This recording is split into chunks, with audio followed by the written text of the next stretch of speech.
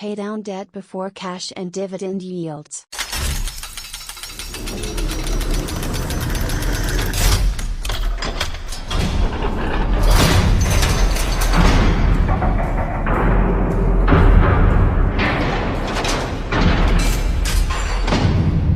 Hi forum. First, I am a huge believer in Millionaire script, having read both books, and I still am working full-time, but I have a side hustle which will soon be my main hustle. The side hustle pays out a consistent residual payment that my family can almost live on, but still working full-time to improve my cash position. After reading and rereading the chapters that are relevant to this discussion, I am still confused about the allocation for cash investments debt.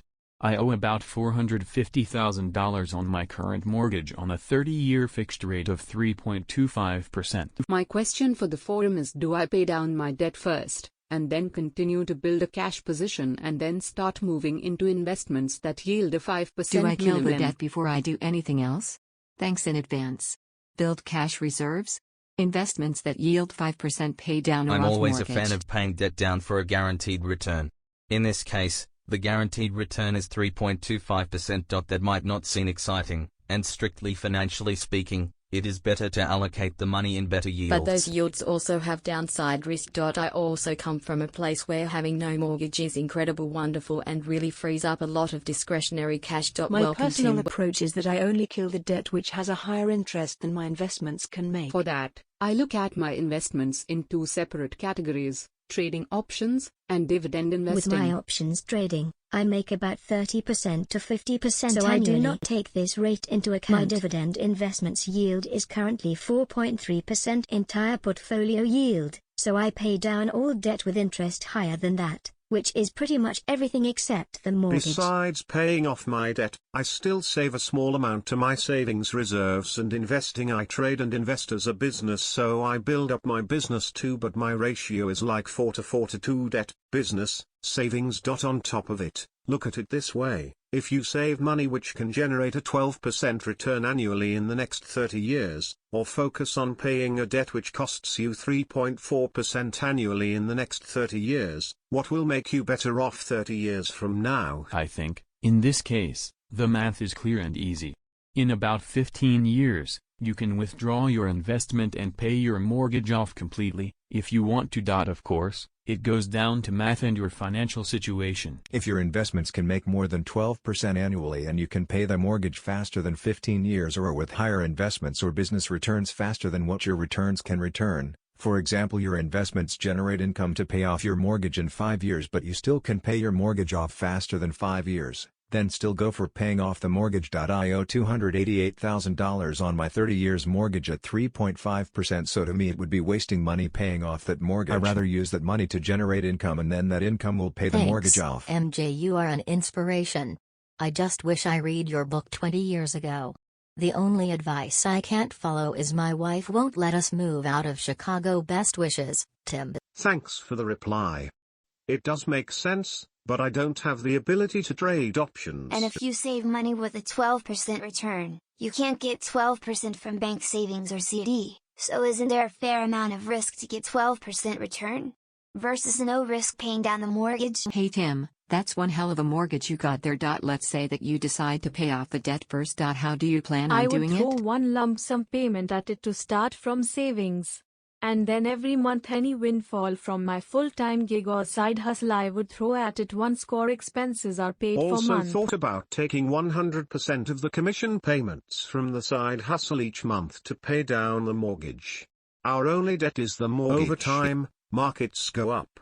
So, if you take that additional money and invest it just into the index SPY, in the next 15 years, it will be up even with recessions along the way. If you started saving the cash 15 years ago, you would start buying the SPY index for as low as $118 a share. If you did that regularly every month, invested just $100 or $150 every month or more, during the 2008 crisis you would be buying as low as $69 a share. Today, you would have tripled your money. And in the meantime received about a 2.2% dividend every year, better than CD or a savings account. And if you want some cash preserving investment vehicle, use the ICSH fund.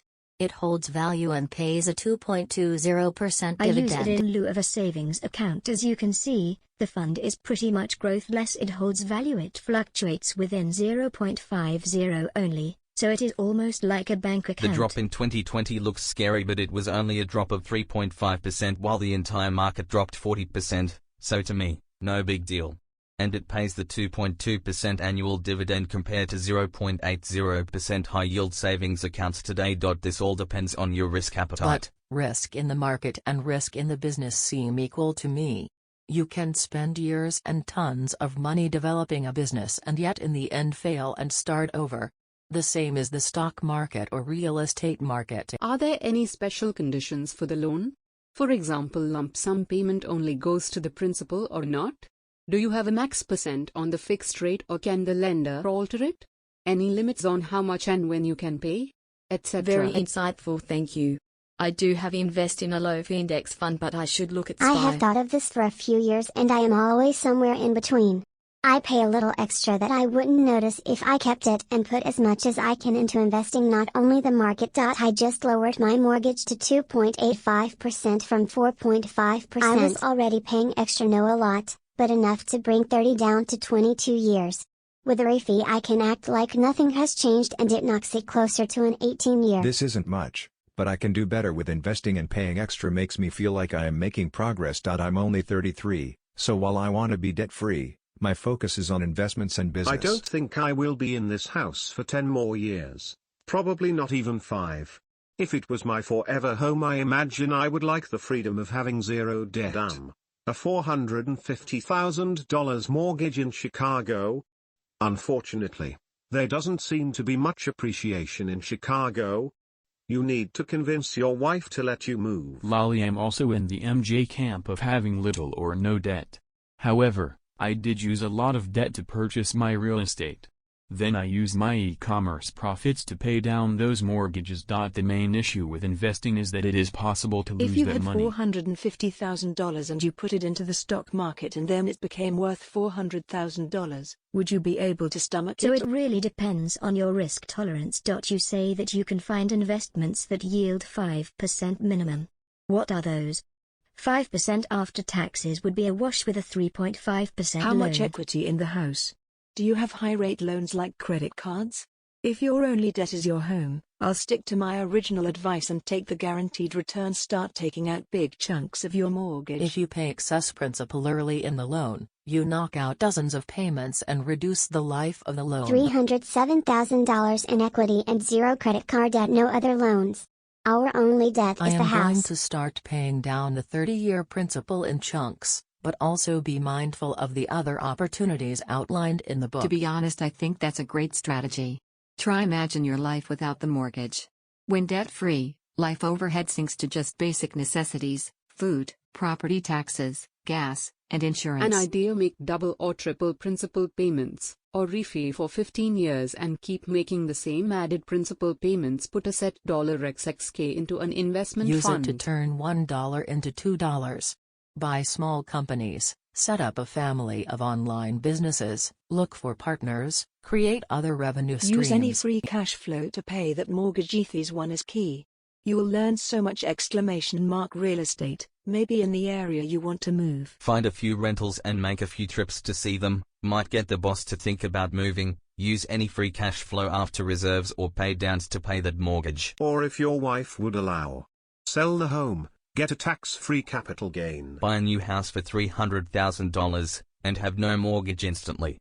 Do you really need to be in a $750,000 house at this point in your life? I personally like this a lot for another reason. My state collects the lion's share of their plunder via property taxes, which does beg the question if we actually have property rights or not. But that is beside the point. What I like better about this model than a state income tax model is choice. I can choose my own tax burden by choosing my consumption level. I like the idea of simultaneously getting a paid-off home and also reducing the property tax burden. Granted, I have no problem with people that want to live more lavishly. I will do that too, just somewhere I didn't feel like I was feeding my adversary by doing it. $300,000 doesn't buy much of a house where we live, unfortunately. What part of Chicago do We you live in the in? western suburbs I of think you Eel. can find out a lot of decent homes for $300,000 in your area. That area of Chicago isn't like LA where you can only find a studio for $300,000. I can't think of any suburb where you can't get a house for $300K, $350K.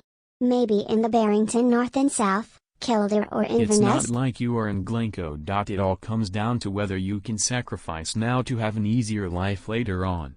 You are probably also paying $15,000 a year in taxes.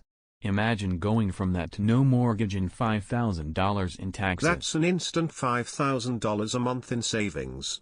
That's a way better return than anything you could invest in now. All I'm saying is to look at it as an option. You may thank yourself 10 years from now. It really depends on your risk appetite and investment outlook. I think it is good to have a large cash reserve first. People always underestimate how much cash if you they really need. see a market bottom that you want to invest, you need cash too. Having that huge reserve of cash built up as to priority, then I would consider paying down the mortgage. At this current level of asset prices, I would not be too interested to take up the risk to invest for yield. The hot topic in the investment community is, are we heading towards a hyperinflationary future? I don't know, but for sure I sense volatility is something we should expect.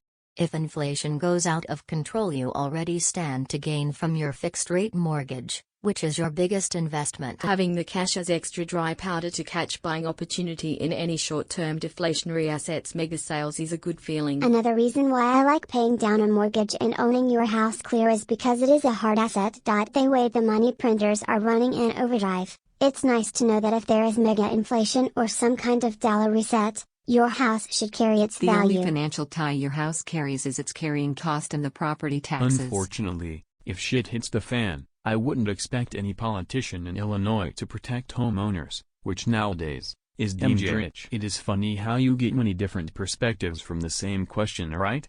But I do see everyone's point. I am also not going to sell my house and move into a 1,500 square foot house to own it free and clear. I get the concept, but it isn't viable. But here is what I can do. Keep some cash, pay down debt, and focus on the money system. You could become a private lender. Most private lenders require a 30% down payment on real estate, and you would finance the rest at 9 to 10%. At least, that's what my broker would set me up with. If by some chance it is defaulted on, which is extremely rare, you get to sell the real estate to get your money back. Find a lender that specializes in private or hard money loans and see what they say. 30% down payment. Wait a second, that's a fantastic business. Well, I'd take that every day. Yup. I am building a house currently on a property that I purchased through a hard money loan.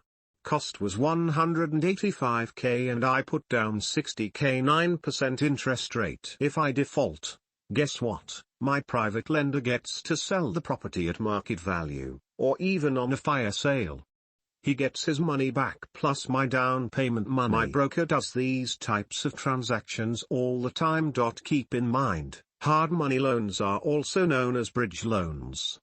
People usually use these loans on properties that either are not bank lendable, or perhaps the borrower's credit is not up to par. Either way, it's a good and safe way to make money with your money, and it's backed by the real estate itself. My lender has only had 1 or 2 foreclosures in his 15 years of doing these transactions, so they are pretty safe. Well, I can see the draw to both sides here. Flipping houses is a great process if you're good at it. But the lender definitely has a huge edge. The math, the risk, and the returns are going to be in his favor all the time. Pretty smart on his part. This sounds like a win-win.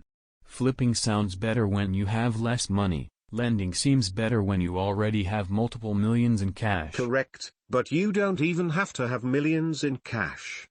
You could have a home that is paid off. Do a cash out refinance at today's rates and invest the cash into a hard money loan and collect the 6 to 7% spread, while remaining in possession of your home. Your home effectively becomes an investment vehicle that you get to use.